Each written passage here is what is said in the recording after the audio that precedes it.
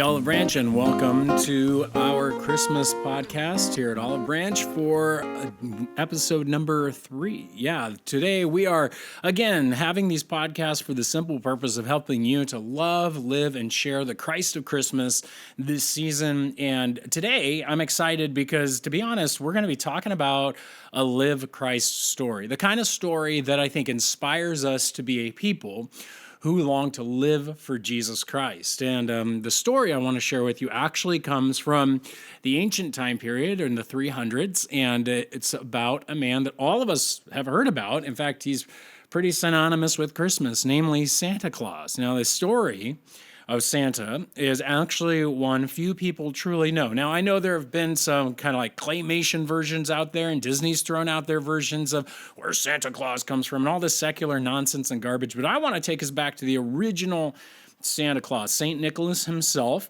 and the real story that is behind him. In fact, the origin should inspire every Christian to live during this Christmas season in a way that I think is generous, that is focused on the gospel of Jesus, that we can see any person's life can become one that is used by God and makes an impact in this world. In fact, when we talk about St. Nicholas, or Nicholas, who is the Bishop of Myra, we're talking about the person that is really Santa Claus. And so, in fact, just to get it out of the way, the name Santa Claus actually began in the United States as a jumbled version of how Dutch immigrants in New York said the name Sinterklaas. They would say Santa Claus,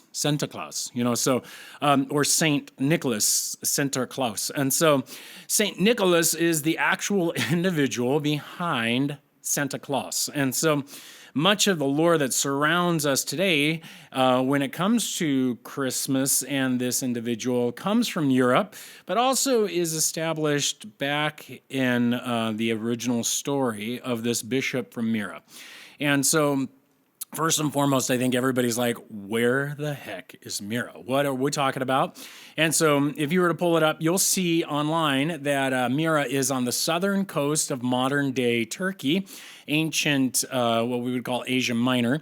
And he is actually from a small town called Patara, which is just, I believe it's west of this coastal town of Myra, or city. And so then the southern coast, you have this awesome location that will actually become kind of a broad metropolis because of Nicholas. Now, Myra has only been recently discovered. It was back in 2007 that the whole city was found to have been buried by a mudslide. And so we're slowly digging it up. We're discovering all kinds of things about the Christian heritage of this city and how much Nicholas actually impacted that city. And Nicholas is just a journey of faithfulness from parents to children. In fact, Nicholas's parents were wealthy merchants in the town of Patara. Also, like I said, west of Myra on the coast of modern-day Turkey. And what we find is that his parents were wealthy. They were Christians. They raised Nicholas to be a Christian. In fact, the legend is that Paul actually was the one who saved Nicholas's parents, and they were disciples of Paul at some level. And so when his parents died of an epidemic, they ended up leaving him their vast wealth. And so Nicholas is going to engage with his wealth and engage with the scriptures to come to a conclusion. And what I want to give you, well, this is my version of the story, kind of written out, and it's not necessarily the actual history. I think it gives some idea of how this may have played out and what was going on in his life, knowing what the world was like around in the 300s when there's persecution, when he was a boy, and there was all kinds of stuff going on. And so I want to kind of help engage our imagination a little bit as we tell the story of Saint Nicholas. And so join with me as we kind of zoom in to that town of Patara where his parents have just died. So Nicholas wiped the tears from his eyes as he walked out of the tomb. While he knew in his heart his parents were not gone, the grief still gripped it. An elder came up next to him and said, "Do not fear to grieve, but we will not grieve like those who have no hope. You will see your parents again in the resurrection." "Yes, sir," was all Nicholas could get out. "What am I to do now?" He looked out over the small village, family, and other Christians that surrounded him. "If it pleases you, The pastor continued. Can we please continue to meet in your family home? Of course, Nicholas said. I desire to serve Christ with all that we have. I cannot abandon the rest of my family at a time like this. He again looked into the eyes of those who surrounded him and felt the responsibility of the church that was meeting in his home. The elder smiled and patted the grieving boy on his shoulder and then walked back to his estate. That night, however, Nicholas didn't sleep well. He tossed and turned over his uncertain future, and he prayed and begged Jesus for wisdom. Please let me know what am I supposed to do. I've always leaned on my parents for their wisdom. The Spirit spoke to him, and he slowly rose from his bed, and walking down the hall to the large open greeting room, he saw the tome of scriptures his parents had kept. They contained the 4 Gospels and letters of Paul, his parents' mentor. With reverence, he lifted the bound documents and laid them on his lap. Lazily, in the candlelight, he read slowly through the gospel written by Luke the physician. His eyes perked up when he came to a very rich man who sought out Jesus. And a ruler asked him, Good teacher, what must I do to inherit eternal life? And Jesus said to him, Why do you call me good? No one is good except God alone. You know the commandments. Do not commit adultery. Do not murder. Do not steal. Do not bear false witness. Honor your father and mother. And he said, All these things I have kept from my youth. When Jesus heard this, he said to him, One thing you still lack. Sell all that you have and distribute it to the poor, and you will have treasure in heaven. And come, follow me. But when he heard these things, he became very sad, for he was extremely rich. Nicholas read the passage again. He desired not to walk away, and he desired to follow Jesus. It was then that he knew what he needed to do. He needed to give away his wealth. He needed to use it for those that surrounded him that were suffering in their poverty. It was that commitment that, little did he know, would begin to write him into history. While we're not quite sure when it occurred in his life, it is likely that in these early days that Nicholas began what he is best known for. At a time when you had daughters, one of the most important things for you was to ensure that they were married. However, to rightly start a life, each daughter would need a dowry that enabled them to set up their home. It was this situation that set up the great generosity of Nicholas. We have so little, Cleon said to the congregation early that Sunday morning as his wife wept on his shoulder. My daughters now are all of age, and while I have found them suitors, I have no dowry for them. The suitors will wait no longer. I'm afraid my lack of provision will lead them into... He sobbed, unable to get the words out. The oldest daughter stood up. We wish to honor Jesus. She then bowed her head. But what shall we do? My friends, the pastor said to the congregation, will we covenant to pray with them and pray for them? The Lord of eternal life can provide. Let us beg him to work on their behalf. It would be that night that Nicholas could not sleep again. The softness of his bed, the largeness of his house and manners seemed to mock him for what he heard that morning. He has asked me to help the poor, he mumbled to himself. Is this not the time? In that dark room, Nicholas slowly dressed. He reached under his bed, and there a chest, strapped and locked, lay. He opened it, and the gold within glittered in the torchlight. Slowly, he pulled out a handful of coins and dropped them into 3 stockings he had available. Pulling his cloak over his head, he stepped out into the darkness and traversed the narrow streets. The moon beamed down as the waves roared against the shore in the distance. Soon he came to the home of Cleon, a small, poor stone shack where his master had given him home.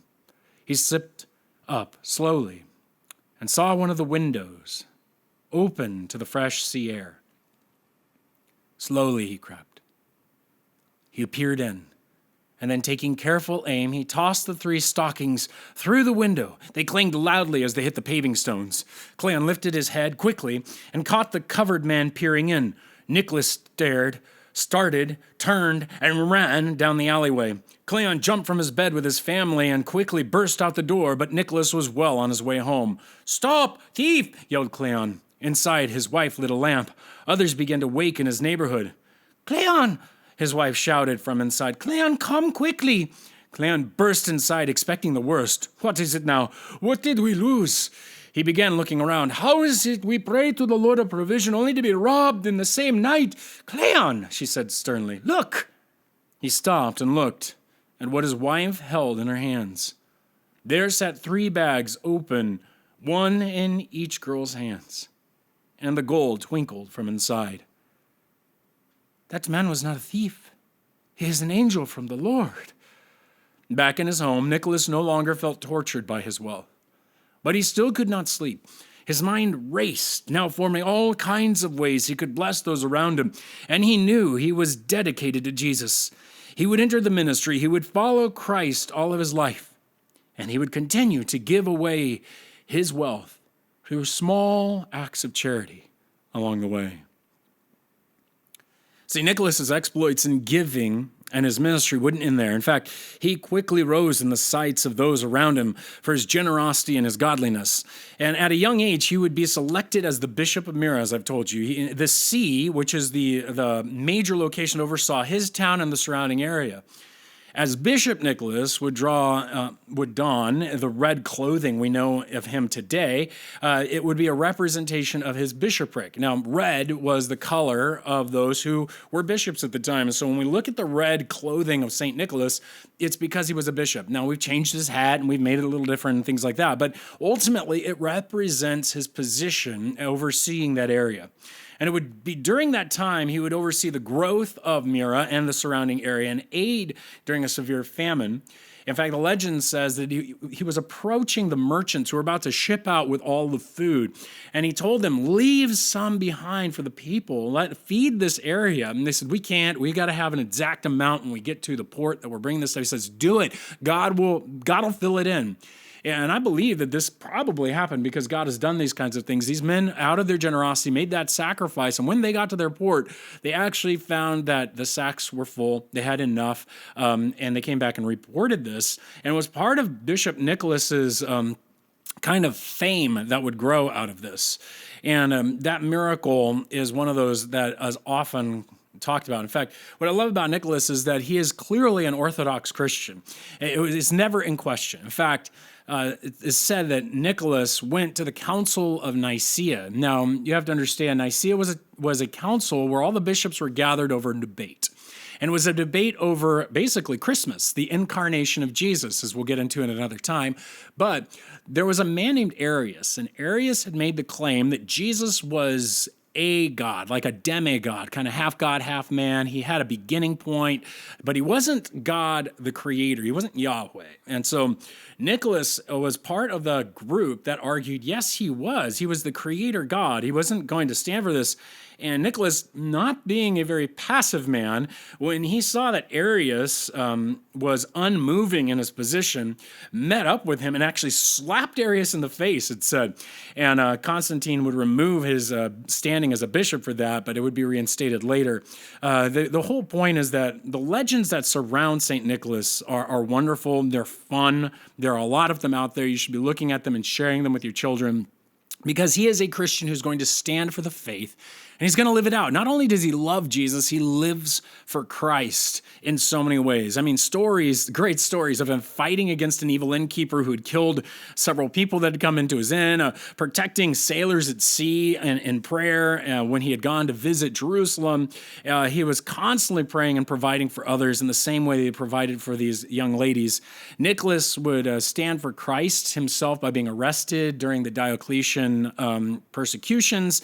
I mean, this man is an incredible man of history, and he's venerated today in the Eastern Orthodox Church, in the Roman Catholic Church, and sadly for us as Protestants, he's just simply become Santa Claus. And yet, when you stop and look, not only is his red clothing, not only is his gift giving and all this stuff part of his original story, so are the stockings you hang by your chimney. And what's beautiful about that is many people, in honor of St. Nicholas, often would put 3 oranges, each representing the 3 gold coins he gave to those girls the gold to those 3 girls, inside those stockings. And so maybe this Christmas you put those oranges in there and you tell the story of St. Nicholas and you let them know what he has done. But Nicholas, again, is a powerful example. A powerful example, if we will dig back behind into the history of Christmas, we will discover its deeply Christian origins. The gift giving that you give goes back to the generosity of Jesus as it's found through St. Nicholas. All of that beauty comes through, and it's wonderful and exciting. And I just want to encourage you guys to be a people who are part of that, to be a people who are engaged and helping other people to really love Jesus in your actions. And so maybe what you want to do today is realize, hey, St. Nicholas was the first to Operation Christmas Child. Maybe we should help out. Maybe there's an orphanage somewhere. Maybe there is a poor family somewhere that you can connect with and help with. Maybe there is someone on the giving tree that you can give to.